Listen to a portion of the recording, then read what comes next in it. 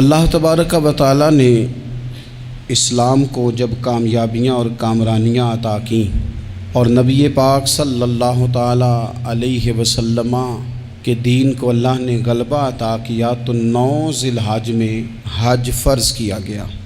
حج اس سے پہلے بھی کیا جاتا تھا، پرانی شریعتوں میں بھی حضرت ابراہیم علیہ السلام کے طریقے پر حج ہوتا تھا، پھر کفار مکہ نے، قریش مکہ نے اس میں کچھ غلط رسومات شامل کر دیں، کپڑے اتار کر معاذ اللہ کعبے کا طواف کرنا، قربانیوں کا گوشت خانہ کعبہ کی دیواروں سے ملنا اور بھی کئی بیہودہ رسومات اس پاکیزہ اور خوبصورت عمل کا حصہ بنا دی گئیں۔ پھر 9 ذی الحج کو حج فرض ہوا۔ نبی پاک صلی اللہ تعالی علیہ وسلم نے حضرت ابو بکر صدیق کو امیر حج بنا کے رخصت فرمایا۔ دیکھیں کہاں کہاں محبوب انہیں اپنا نائب بناتے ہیں۔ اب 9 کو تو حضور نے حضرت ابو بکر صدیق کو امیر حج بنایا اور پھر اعلان فرمایا، جہاں جہاں مسلمان آبادیاں تھیں وہاں اعلان کر دیا گیا کہ آئندہ سال رسول پاک علیہ السلام خود حج کے لیے تشریف لے جائیں گے۔ اب ایک بڑی تعداد مسلمانوں کی جمع ہونے لگی۔ ذی قعدہ کے آخری ایام میں ہزاروں کی تعداد میں لوگ مدینہ شریف میں جمع ہو گئے۔ ظہر کی نماز کی ادائیگی کے بعد سیرت نگار کہتے ہیں کہ 28 ذی قعدہ تھی، نبی پاک علیہ السلام ظہر پڑھ کے حج کے لیے نکلے، اور جہاں آج ذوالحلیفہ ہے، ابیار علی جس جگہ کو کہتے ہیں، میقات مدینہ بھی کہا جاتا ہے، وہاں اللہ کے محبوب نے پہلے رات گزاری۔ وہیں پہ نبی پاک صلی اللہ تعالی علیہ وسلم نے احرام باندھا، حضور تشریف لے گئے۔ یہ حج قران تھا۔ نبی پاک صلی اللہ تعالی علیہ وآلہ وسلم کے ساتھ اس طرح لوگ امڈ کے آئے، جہاں جہاں سے لوگ تھے مسلمان وہ سارے جمع ہوئے حضور کے ساتھ اللہ کی بارگاہ میں حاضر ہونے کے لیے۔ 1,40,000 صحابہ، یہ ایک ہی دفعہ صحابہ کا اتنا بڑا مجمع جمع ہوا ہے، ایک ہی دفعہ۔ اور حضور علیہ السلام کی خواہش تھی کہ یہ سارے لوگ وہاں پہنچیں۔ محبوب کریم علیہ السلام 4 ذی الحج کو حضور علیہ السلام نے طواف کیا، صفا مروہ کیا، احرام نہیں کھولا، قربانیاں ساتھ تھیں، چونکہ یہ حج قران تھا۔ اللہ کے رسول صلی اللہ تعالی علیہ وآلہ وسلم نے پھر 8 ذی الحج کو ظہر کی نماز جا کے منا کے میدان میں ادا کی۔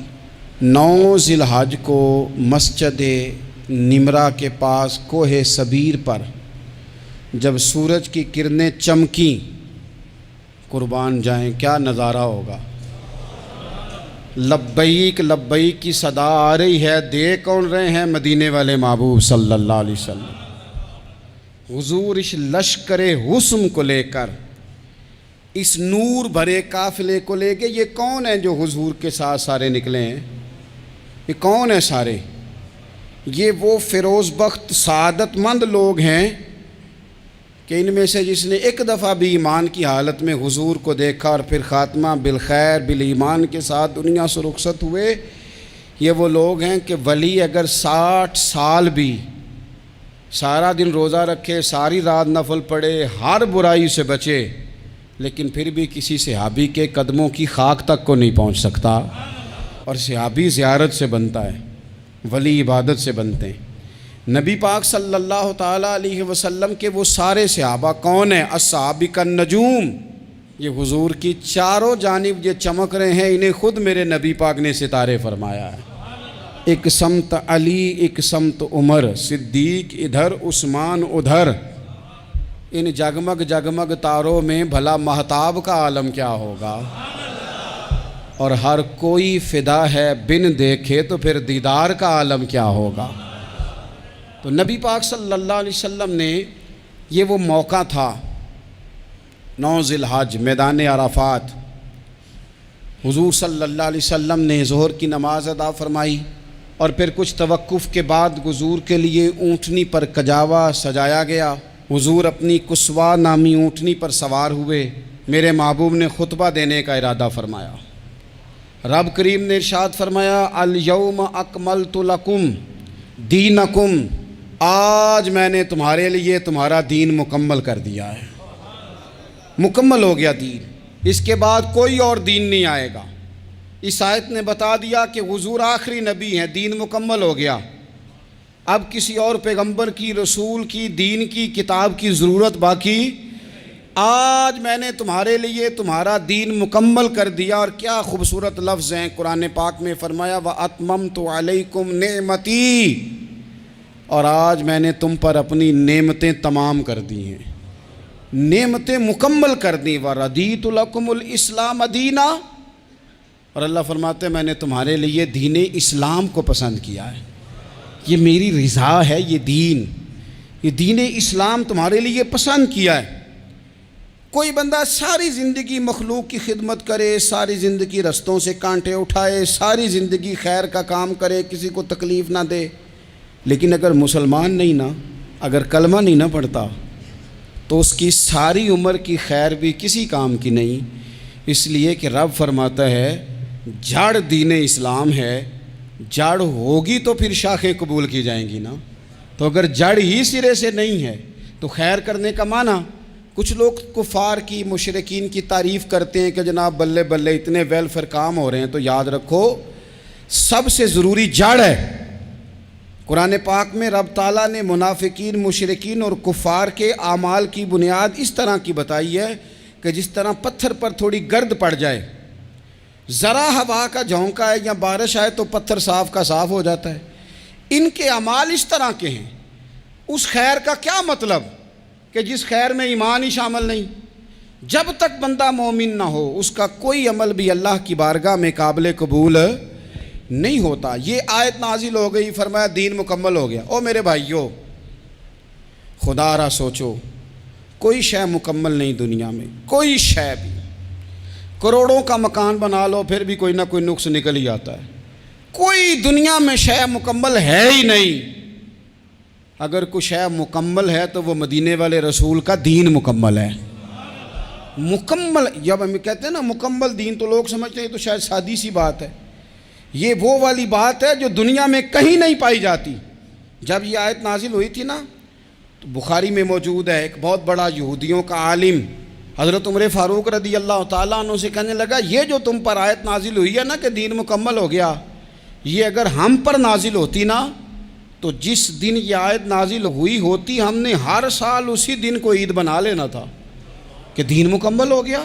الیوم اکملت لکم دینکم، دین مکمل ہو گیا، ہم تو عید بنا لیتے۔ تو حضرت عمر کہنے لگے ہم پر بھی بڑا فضل ہے، جس دن آیت نازل ہوئی تھی عرفہ کا دن بھی تھا اور جمعے کا دن بھی تھا، ایک نہیں دو عیدیں تھیں مسلمانوں کی، دو عیدیں تھیں مسلمانوں کی، دو۔ عزیز بھائی، دین مکمل اللہ نے دیا۔ اور حضرت عبداللہ ابن عباس رضی اللہ تعالیٰ عنہ نے تو ایک مقام پہ اس کا ذکر بھی کر دیا، جب ان سے کسی یہودی نے کہا نا یہ آیت ہمیں ملتی تو ہم عید مناتے، تو فرمایا تم ایک مناتے نا، ہماری دو تھیں اس دن۔ جمعہ بھی تو مسلمانوں کی عید کا دن ہے نا۔ بہت سارے لوگ ہیں بیچارے جو کہتے ہیں اسلام میں عیدیں صرف دو ہیں، اور وہ بھی صرف پریشانی انہیں عید میلاد النبی والے دن ہوتی ہے، اس کے آگے پیچھے نہیں ہوتی۔ حالانکہ نبی پاک علیہ السلام نے کہا ہر جمعہ بھی عید ہے، خود حضور نے فرمایا، لیکن وہ اڑ جاتے ہیں کہ نہیں عیدیں صرف دو ہی ہیں۔ بھائی آپ یہ کہہ سکتے ہیں کہ اسلام کی معروف عیدیں دو ہیں، اپنے معنی اور مفہوم کے لحاظ سے جس کو یوم عید کہا جائے وہ عیدیں دو ہیں۔ تو نبی پاک صلی اللہ تعالیٰ علیہ وسلم نے میدان عرفات میں خطبہ دیا۔ یہ جو وعظ و نصیحت ہے نا، خطبہ، تقریر، یہ دنیا کر رہی ہے، کرتی رہے گی، کرتی چلی آئے گی، اور اس کو میرے نبی پاک علیہ السلام نے پسند فرمایا۔ خیر کی بات کرنے والے کو حضور نے دعا دی، محبوب فرمانے لگے اللہ جو میری حدیثیں یاد کر کے آگے پہنچائے اس کے چہرے کو تر و تازہ رکھنا۔ یہ ابلاغ دین بہت بڑی بات ہے اگر کوئی خلوص نیت سے کرے، لیکن کائنات ارضی میں وہ جو حضور کا خطبہ حجۃ الوداع ہے، وہ دستور ہے، وہ منشور ہے۔ انسانی حقوق پر اس سے بڑا چارٹر نہ پہلے کبھی تھا نہ قیامت تک دوبارہ بن سکتا ہے۔ اس کو خطبہ حجۃ الوداع کیوں کہتے ہیں؟ ایک تو مطلب یہ کہ حضور نے یہی آخری حج کیا، اور دوسری بات یہ تھی کہ اس خطبے کے تھوڑے ہی عرصے بعد میرے نبی پاک نے وصال ظاہری فرمایا، اور اس خطبے کو رسول پاک صلی اللہ تعالیٰ علیہ وسلم نے شروع کہاں سے فرمایا؟ یہ خطبہ دیکھیں شروع کہاں سے ہو رہا ہے۔ انسان دنیا میں ملتا بھی ہے، جدا بھی ہوتا ہے، یہ جو جدائی کا وقت ہوتا ہے نا، جدائی کا، شاید بڑی سوچ سمجھ کے کہا تھا حضرت میاں صاحب نے، بڑی غور کر کے انہوں نے کہا تھا کہ دریا کنڈے روخ نہ لائیے، جو آوے روڑ جاوے۔ آپ میدان میں درخت لگاتے ہیں تو کبھی پھل گرتا ہے تو زمین پہ گرتا ہے، اٹھا لیتے ہیں، اگر دریا کے کنارے ہو تو وہ تو دریا میں گرے گا اور رڑ جائے گا، چلا گیا، بہہ گیا۔ فرمانے لگے دریا کنڈے روخ نہ لائیے، جو آوے رڑ جاوے، تے پردیسی نال نہ یاری لائیے، او دا جدوں دل کرے ٹر جاوے، وہ تو چلا جاتا ہے۔ یہ خطبہ شروع کہاں سے ہو رہا ہے؟ یعنی ابھی آغاز کلام ہے، بات آگے آئے گی، آغاز کلام ہے۔ میں کہہ چکا ہوں ولی شاید عبادت کر کے بنے، تقوی اختیار کر کے بنے، ولی اللہ کی حرام کردہ ہر شے سے اجتناب کر کے بنے، وہ جس میں شبہ ہے اس سے بھی بچے تو پھر ولی بنے۔ لیکن صحابی تو حضور کی زیارت سے بنتا ہے نا، نبی پاک کی زیارت سے بنتا ہے، اور صحابہ تو وہ صحابہ تھے جن کی ہر صبح عید ہوتی تھی، خدا کا قرب حاصل تھا، نبی کی دید ہوتی تھی۔ وہ تو اس طرح کا ماحول تھا کہ نبی پاک نے فرمایا حضرت ابو ہریرہ سے یہیں بیٹھے رہتے ہو، تھوڑا ذرا کبھی کوئی کام بھی کر لیا کرو، وقفے سے ملنے سے محبت بھی بڑھتی ہے۔ تو حضرت ابو ہریرہ اٹھے اور ستون کے پیچھے سے ہو کے واپس آ گئے، فرمایا آ گئے ہو؟ عرض کی حضور دل ہی نہیں لگتا تو جائیں کہاں؟ وہ جو حضور سے آ کے کہتے تھے نا یا رسول اللہ صلی اللہ علیہ وسلم، حضرت ثوبان بن مالک، حضور نے فرمایا پریشان دکھائی دیتے ہو، کہا یا رسول اللہ ایک بات پریشان کرتی ہے۔ کہا وہ کیا؟ عرض کی حضور دل بے چین ہوتا ہے تو زیارت کو آ جاتا ہوں، آج ایک عجیب خیال آیا ہے، عجیب خیال آیا ہے، اور اس نے عجیب رنگ طبیعت میں بھر دیا ہے۔ فرمایا تمہیں کیا خیال آیا؟ عرض کی یا رسول اللہ صلی اللہ علیہ وسلم آج خیال آیا ہے کہ ثوبان ہے تو حضور کا غلام ہے، جنت تو حضور کے صدقے ملے گی، لیکن یہ ہے کہ حضور تو ہوں گے نا نبیوں کے ساتھ، تجھے ملے گی پر ملے گی تو غلاموں کے محلے میں نا۔ تو دل میں خیال آیا کہ وہاں زیارت بھی ہوگی کہ نہیں؟ او جنت میرے کس کاری جتھے یار نظر نہ آوے، زیارت بھی ہوگی کہ نہیں؟ حضور کی بارگاہ میں جب حضرت ثوبان نے عرض کی تو رب کریم نے فرمایا محبوب جو تیری اور تیرے رب کی اطاعت کرے نا، اولئک انعم اللہ علیہم من النبیین والصدیقین والشہداء والصالحین، فرمایا ان کو اللہ نبیوں کے، صدیقین کے، شہداء اور صالحین کے ساتھ ہی جنت میں اکٹھا فرمائے گا، وہ اکٹھے رہے۔ تو جن کو تو جنت میں بھی حضور کی زیارت کے بغیر چین نہیں تھا، ان کو حضور نے خطبہ حجۃ الوداع شروع کرتے وقت پہلا جملہ پتہ کیا کہا؟ حضور اونٹنی پہ ہیں، احرام باندھا ہوا ہے، 1,40,000 کم و بیش غلام سامنے کھڑے، عرفات کا میدان۔ محبوب فرمانے لگے پہلا جملہ، جو درد والے تھے وہ تڑپ گئے، یہ سارے درد والے تھے لیکن کچھ زیادہ مزاج شناس تھے، محبوب نے پہلا جملہ کہا۔ حضور فرمانے لگے لوگو جس طرح آج اکٹھے ہوئے ہیں شاید اس کے بعد دوبارہ ہم اکٹھے نہ ہوں۔ پہلا اعلان ہی کر دیا کہ یہ تمہارے ساتھ جو آج خطبہ ہے نا، اس میں اشارہ دے دیا کہ دوبارہ نہیں جمع ہوگے، اگلا حج نہیں کرنا، بس ختم ہوئی بات، یہ آخری پہلی بات ہی حضور نے یہ بیان کی۔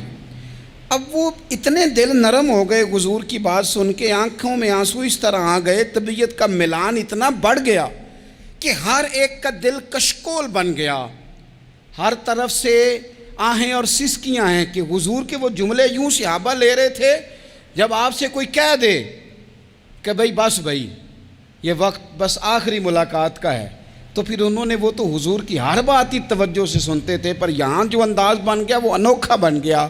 فرمایا شاید دوبارہ ملاقات نہ ہو۔ پھر میرے کریم محبوب صلی اللہ تعالیٰ علیہ وسلم نے فرمایا جس طرح تمہارے لیے یہ شہر حرمت والا ہے، مکہ حرمت والا ہے نا، ایک نیکی کرو تو مکے میں 1,00,000 کا ثواب حرم مکہ میں، ایک گناہ کرو تو وہ بھی 1,00,000 لکھا جاتا ہے، حرمت والا ہے، بڑی عزت والا ہے۔ فرمایا جس طرح یہ گھر عزت والا ہے کعبہ، جس طرح یہ شہر عزت والا ہے، فرمایا جس طرح آج کا دن حرمت والا ہے، مسلمانوں میں تمہیں بتا کے جا رہا ہوں، تمہیں سمجھا رہا ہوں، اسی طرح میں نے تم سب پر ایک دوسرے کے مال اور عزت کو حرمت والا کر دیا ہے۔ اور صحابہ کو نا حضور نے پہلے یہ سبق پورا حضور نے پوچھا، یہ بھی ذرا کمال ہے، یہ بخاری مسلم کی حدیث ہے۔ حضور نے صحابہ سے پوچھا 9 ذی الحجہ ہے، جمعے کا دن ہے، ذی الحج کا مہینہ ہے، سب کو پتہ ہے، لیکن نا آپ جمعہ پڑھنے ہیں تو میں آپ سے کہوں کہ آج کون سا دن ہے تو آپ کہیں کہ جناب جمعہ ہے، عجیب آدمی ہے، جمعہ پڑھا رہے ہو۔ لیکن جو صحابہ کا انداز ہے وہ اور ہے۔ حضور نے پوچھا آج یہ کون سا مہینہ ہے؟ یہ ادب ہے، یہ مقام ہے، یہ وہ مقام ہے جہاں بہت سارے صرف عقل والے بندے جو ہوتے ہیں نا وہ بیچارے گرتے پھڑتے ہیں، کہتے ہیں جی بات آتی ہو تو بتانی چاہیے، یہ کیا بات ہوئی جی، بندہ بولے ہی نا، یہ کیا لیکن کچھ لوگ ایسے ہیں جن کا دھارا ادب کچھ اور ہوتا ہے، انہیں ڈھیروں باتیں بھی آتی ہوں تو ہر جگہ بات کرنے کی نہیں ہوتی، سب جگہ کہانیاں سنانے کی نہیں ہوتی۔ حضور نے فرمایا کون سا مہینہ ہے؟ قربان جائیں بھیا کو زبان ہو کے کہنے لگے واللہ و رسولہ عالم، اللہ جانے اللہ کا رسول جانے، سانو تے قید سجن دا گہنا ہے، او جنج رکھے ایسا اونج رہنا ہے، ہمیں کیا پتا؟ پوچھا کسی نے، لکھا ہے صوفیاء نے، کسی نے پوچھا تمہیں پتہ نہیں، کہنے لگے چپ کر، ہمیں کیا پتا کون سا مہینہ ہے؟ تو حضور نے فرمایا آج تاریخ کون سی ہے؟ بھائی صاحب کو پتا تھا نا 9 ذی الحج کو ہی حج ہوتا ہے، کون سی تاریخ ہے؟ کہا واللہ و رسولہ عالم، اللہ جانے اللہ کا رسول جانے، قربان جائیں۔ حضور نے پوچھا دن کون سا ہے؟ سب کو پتہ ہے جمعہ ہے، کہنے لگے واللہ و رسولہ عالم، اللہ جانے اور اللہ کا۔ وہ صحابہ بتا کیوں نہیں رہے؟ تو اہل محبت کہتے ہیں صحابہ کا جواب یہ تھا ہمیں کوئی مہینوں سے غرض ہے، ہمیں کوئی دن سے غرض ہے، ہمیں کوئی تاریخ سے غرض ہے؟ حاجیو آؤ شہنشاہ کا روضہ دیکھو، کعبہ تو دیکھ چکے، کعبے کا بھی کعبہ دیکھو، ہمیں تو محبوب سے غرض ہے۔ مہینہ تھا ذی الحج کا، اگر حضور کہہ دیتے ذی الحج نہیں ذی قعدہ ہے تو ہم نے ذی قعدہ ہی بنا لینا تھا۔ تاریخ تھی 9، اگر حضور فرما دیتے 11 ہے تو ہم نے 11 ہی بنا لینی تھی۔ دن تھا جمعے کا، اگر حضور کہتے پیر ہے تو ہمیں کیا لگے، ہمیں تو محبوب کی رضا چاہیے۔ آپ دیکھیں نا ایک صحابی کے ہاتھ ذرا لمبے تھے تو حضور نے فرمایا یا ذوالیدین، او لمبے ہاتھوں والے، ان سے کوئی پوچھتا نام کیا ہے تو کہتے میرا نام ہے 2 ہاتھوں والا۔ او بھائی میرے بھی 2 ہیں، تم کیوں 2 ہاتھوں والا؟ کہنے لگے یہ نہیں مجھے پتا، مجھے نبی پاک نے کہا 2 ہاتھوں والا، تو ٹھیک ہو گئی جو حضور نے نام رکھ دیا۔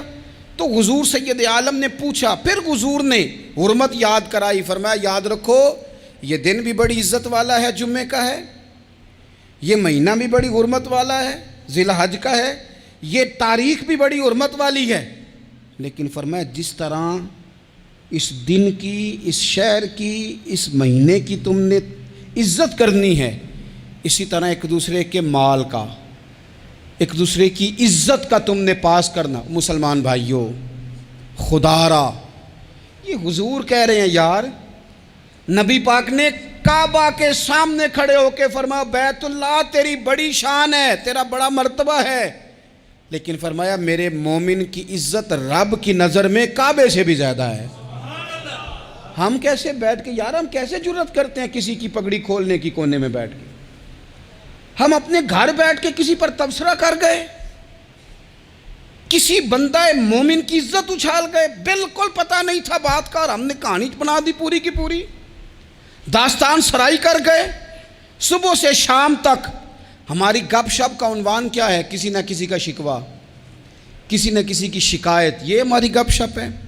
خدا را حضور نے تو خطبہ حجۃ الوداع میں پہلا سبق یہ دیا تھا کہ میرے جانے کے بعد ایک دوسرے کی عزت کرنا، اور اسی خطبے میں ایک جگہ پہ فرمایا یہ نہ ہو کہ میرے جانے کے بعد تم ایک دوسرے کی گردنیں مارنے لگ جاؤ، ایک دوسرے کی عزتوں کا خیال کرنا، پاس کرنا۔ مسلمانوں میرے عزیز بھائیوں بزرگوں، عزتوں کا دفاع شروع کریں، تھوڑی دیر کے لیے اپنی زبان لوگوں کے اوپر تبصرہ کرنے سے کنٹرول میں لائیں۔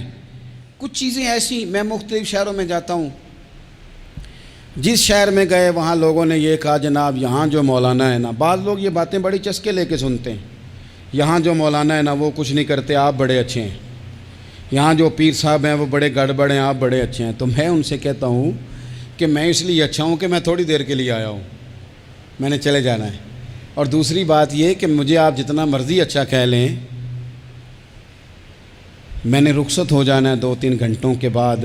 یہاں جس آدمی کا آپ شکوہ کر رہے ہیں نا، آپ اس کو جنازے کے لیے خبر کریں نہ کریں، اسے پتہ چل گیا نا محلے میں جنازہ ہو گیا، تو اسے کوئی کام بھی ہوا تو اس نے کہنا یار نہیں محلے میں فوتگی ہوگی، میں نے جنازہ پڑھانا ہے، اس نے جانا نہیں۔ تو کمزوریاں تو سب جگہ ہوتی ہیں، لیکن ان کمزوریوں کی وجہ سے آپس میں بغض پیدا کر لیا جائے گا۔ اور پھر کمال بات ہے نا کہ اپنی ساری کمزوریوں سمیت اپنے آپ سے پیار ہے، اپنے آپ سے محبت ہے، اور دوسرے کی ایک کا پتہ چل جائے تو ہمیں گھن آنے لگ جاتی۔ تو حضور نے خطبہ حجت الوداع کے موقع پر یہ بات ارشاد فرمائی۔ دوسرا حضور نے فرمایا لوگوں یاد رکھنا، یہ خطبہ حجت الوداع میں نبی پاک نے فرمایا، یہ حضور خطبہ دے رہے ہیں، اور اس وقت دے رہے ہیں جب حضور صحابہ کو بتا چکے ہیں کہ یہ آخری ملاقات ہے۔ جو دور دراز سے آئے ہیں ان کو بتایا ہے کہ یہ میری تمہاری جو مجلس ہے، جو محفل ہے، جو تم سے بات ہو رہی ہے، یہ آخری ہے۔ محبوب فرمانے لگے لوگوں یاد رکھنا قیامت قائم ہوگی۔ ان جملوں کا حسن ملاحظہ کر لیں۔ فرمایا قیامت قائم ہوگی، تم اپنے رب سے ملاقات کرو گے، اور فرمایا تمہارا رب تم سے تمہارے اعمال کے بارے میں پوچھے گا۔ یہ خطبہ حجت الوداع میں کریم نے فرمایا۔ صبح تم اٹھے، کیا عمل کیا، اللہ پوچھے گا۔ کسی سے ملاقات ہوئی، طرز کیا تھی، سوچ کیا تھی، اللہ پوچھے گا۔ لین دین میں کیا معاملات تھے، تمہارے اعمال کے، اللہ سے ملاقات ہوگی، وہ کھڑا کر کے پوچھے گا۔ اور حدیث میں کئی جگہ پہ حضور نے فرمایا وہ تم سے سوال کرے گا، تمہیں جواب دینا ہے۔ میرے عزیز بھائیوں، تیار رہنا چاہیے، تیار۔ ہم نا منت کرتے ہیں آخری دن ہو نا، تنخواہ دار لوگ کہتے ہیں یار یہ آخری ایام چل رہے ہیں، کوئی خرچہ نہ بتاؤ، اس لیے کہ حساب کے متھے لگنا ہے۔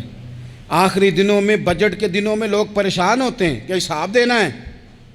جب رب سے ملاقات کریں گے اور وہ حساب مانگے گا، کتنا مشکل کام ہے۔ اور ایک مقام پہ حضور نے فرمایا جس سے اللہ نے حساب مانگا وہ تو الجھ گیا، دعا کرو وہ حساب مانگے ہی نہ، بے حساب ہی بخشش فرما دے۔ نبی پاک صلی اللہ تعالیٰ علیہ وآلہ وسلم نے ارشاد فرمایا اسی خطبہ حجت الوداع میں، حضور فرمانے لگے سن لو، میں نے تم تک اللہ تعالیٰ کا پیغام پہنچا دیا ہے۔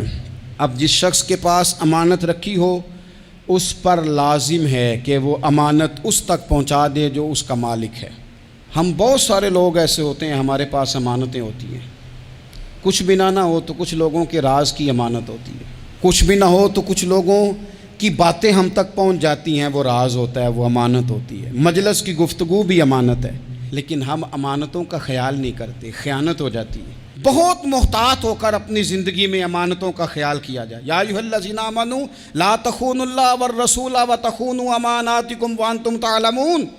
اللہ فرماتے ہیں ایمان والو، نہ رب سے خیانت کرنا، نہ رب کے رسول سے خیانت کرنا، نہ آپس میں ایک دوسرے سے خیانت کرنا، جانتے بوجھتے ہوئے یہ کام نہ کرنا۔ وانتم تعلمون، جانتے ہو، تمہیں پتہ ہے۔ کبھی بھی بددیانتی کا مظاہرہ نہ کریں اپنی زندگی میں، کبھی بھی۔ اور یہ بھی یاد رکھ لیں، بچوں کو کیا پتا کہ ہمارا ابا حلال لا رہا ہے کہ حرام لا رہا ہے، آپ لا رہے ہیں نا، تو وہ تو بیچارے بھولے پن میں کھا رہے ہیں، تو حساب آپ نے دینا ہے۔ جنہ لی تو پاپ کمائے ہن کتھے نہیں ہو تیرے کر دے، بلانا۔ تو بچوں کا تو یہ معاملہ ہے بھائی، اللہ ماشاءاللہ کہ وہ وقت پہ ہی، شادی کے 10-15 دن کے بعد ہی ان کو پیغام مل جاتا ہے کہ اگر ہمارا علیحدہ گھر ہو تو میں مرضی سے سجاؤں، تو میں مرضی سے سنواروں، تو میرا کوئی مطلب اپنا سلسلہ ہو، تو بڑے ٹائم پہ ساری باتیں شروع ہو جاتی ہیں، وہ تو معاملہ ہی بالکل اور ہے۔ تو بالکل کسی بھی امانت میں کبھی بھی خیانت کرنے کی کوشش نہ کریں، اور یاد رکھیں مال حرام جہاں آتا ہے وہاں بڑی تباہی آتی ہے، جہاں لوگ بددیانت ہو جاتے ہیں وہاں معاملات بڑے خراب ہو جاتے ہیں۔ اللہ تبارک و تعالیٰ دیانتداری کی توفیق عطا فرمائے۔ حضور نے خطبہ حجت الوداع کے موقع پر فرمایا میں نے آج جاہلیت کے سارے سود ختم کر دیے، نبی پاک میدان عرفات میں کھڑے ہو کے فرمانے لگے جس بندے نے بھی کسی سے پیسے لیے ہیں وہ اصل رقم دے گا، زائد نہیں دے گا۔ حضور کے بڑے قریبی تھے ایک، فرمایا انہوں نے بھی کچھ لوگوں سے پیسے لیے ہوئے، چونکہ وہ سب لوگ کرتے تھے، حرام ہی نہیں تھا۔ فرمایا میں ان کو بھی حکم دیتا ہوں کہ یہ اصل رقم وصول کریں گے، کسی سے ایک پائی بھی زیادہ وصول نہ کریں گے۔ نبی پاک صلی اللہ تعالیٰ علیہ وسلم نے خطبہ حجۃ الوداع میں ایک باریک بات حضور نے بھی، یہ آپ نے ضرور سمجھنی ہے، بالخصوص جو لوگ تھوڑا دین پر عمل کر رہے ہیں، جن کا لبادہ مذہبی ہو گیا، جنہیں لوگ حضرت صاحب، قاری صاحب، علامہ صاحب، مفتی صاحب، حاجی صاحب، بزرگوں کہہ کے بلاتے ہیں، وہ اس پر توجہ کریں۔ میرے نبی پاک صلی اللہ علیہ وسلم نے خطبہ حجۃ الوداع کے موقع پہ ارشاد فرمایا، لوگو شیطان اب مایوس ہو گیا ہے، وہ تم سے بتوں کی پوجا نہیں کرا سکے گا، ہاں وہ تمہیں چھوٹے چھوٹے گناہوں میں مبتلا کرے گا، وہ تم سے چھوٹے چھوٹے عیب کرائے گا، تم سمجھو گے یہ تو غلطی کوئی نہیں، فرمایا اس سے بچ کے رہنا۔ اب وہ مایوس ہو گیا، بتوں کی پوجا نہیں کرا سکتا، تمہیں اپنی پوجا نہیں کرا سکتا، لیکن چھوٹی چھوٹی غلطیاں، ایک مقام پہ فرمایا نا چھوٹا گناہ ہونا تو مومن اسے پہاڑ سمجھتا ہے کہ اتنا بڑا ہو گیا، اور منافق کہتا ہے یہ تو کچھ بھی نہیں۔ تو اپنی زندگی کے اندر چھوٹی چھوٹی کوتاہیاں، حضرت سعدی فرمایا کرتے تھے سیلاب اچانک نہیں آتے، پہلے چھوٹا سا سوراخ ہوتا ہے دریا کے کنارے میں، اسے بند نہ کیا جائے پھر بڑا ہو جاتا ہے، پھر وہ ٹائم آتا ہے کہ بند ٹوٹ جاتا ہے، بستیاں ڈوب جاتی ہیں۔ پہلے چھوٹا گناہ انسان کرتا ہے، چھوٹا، پھر اس سے آگے بڑھتا جاتا ہے اور بڑی بڑی غلطیاں ہوتی ہیں۔ اللہ تبارک و تعالی ہمیں رائی کے دانے کے برابر بھی غلطی کرنے سے محفوظ فرمائے۔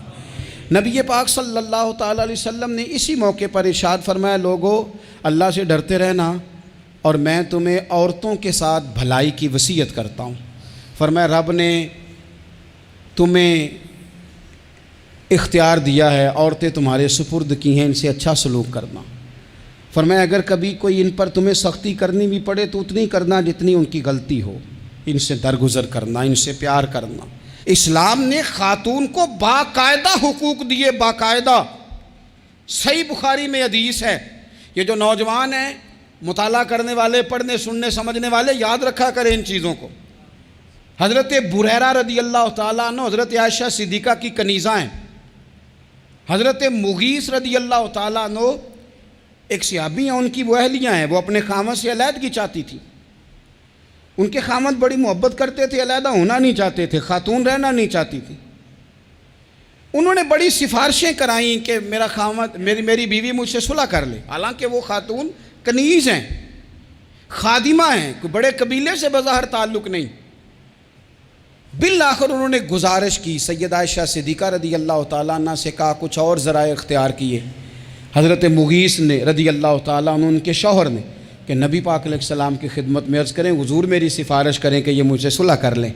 تو نبی پاک علیہ السلام نے حضرت بریرہ رضی اللہ تعالیٰ عنہ جو کنیزہ ہیں، خادمہ ہیں، ان کو بلا کے کہا تمہارا خامد صلح کرنا چاہتا ہے۔ یہاں برادری کا بڑا کے کہتا ہے پتر وہ میری بھی نہیں تو گال رکھنی، وہ میرے ککھاں دا بھی نہیں تو، وہ کیا کہہ رہے ہیں آپ؟ اللہ نے اسے حق دیا ہے، اور جسے حق اللہ دے اس کا رسول دے، اس سے کون ہوتا ہے کوئی حق چھیننے والا؟ نبی پاک صلی اللہ علیہ وسلم نے حضرت بریرہ سے کہا تمہارا خامد صلح کرنا چاہتا ہے اور وہ روتا ہے تمہارے لیے، اور اس نے بڑی سفارشیں کی ہیں، تم اس سے صلح کر لو۔ حضرت بریرہ رضی اللہ تعالیٰ عنہ عرض کرنے لگی یا رسول اللہ صلی اللہ علیہ وسلم آپ جو حکم کریں میں حاضر ہوں، ایک بات پوچھ سکتی ہوں، ایک گزارش کر لوں، ایک صرف حضور میرا بولیا چولیا معاف کری، ایک بات کر لوں؟ تو کہا کرو۔ عرض کی یا رسول اللہ یہ آپ کا حکم ہے یا مشورہ ہے؟ یہ محبوب کی بات ہے، محبوب کی۔ کوئی بزرگ کیوں جبر کرتا ہے کسی پہ؟ کوئی حضرت شیخ کیوں کہتے ہیں زبردستی عورت کو کہ تو جا؟ نبی پاک صلی اللہ علیہ وسلم نے فرمایا صلح کر لے۔ یا رسول اللہ ایک بات عرض کروں؟ کرو۔ حضور حکم ہے کہ مشورہ ہے؟ تو نبی پاک نے فرمایا نہیں مشورہ ہے، تم عاقلہ ہو، بالغہ ہو، اسلام تمہیں با اختیار کرتا ہے، چاہو تو رہو، چاہو تو خلا لے لو۔ عرض کرنے لگی حضور اگر مشورہ ہے تو پھر میں مغیث سے صلح نہیں کرنا چاہتی۔ میرے محبوب نے فرمایا تو جس حال میں راضی ہے میں بھی راضی ہوں۔ ٹھیک ہو گئی بات، ختم ہو گئی۔ حضور نے کوئی زور نہیں، اتنے اسلام حقوق دیتا ہے عورت کو۔ کسی کو اجازت نہیں کہ وہ جبر کرے، وہ ظلم کرے. میں آ گیا ہوں صلح نہیں کرنی، بے تو کیوں آیا ہے؟ تو نے وقت گزارنا ہے، جانے وہ خاوند کس طرح کا ہو.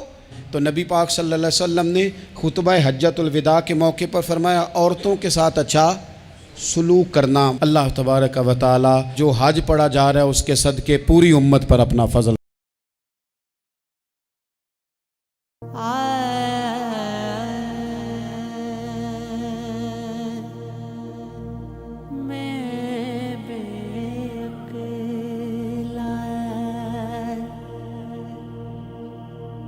عقل نہ مینوں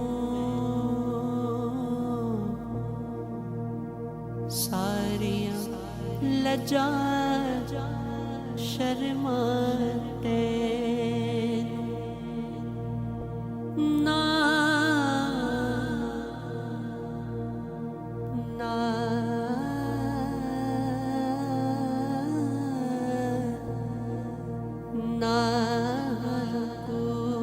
نا سجدے کیتے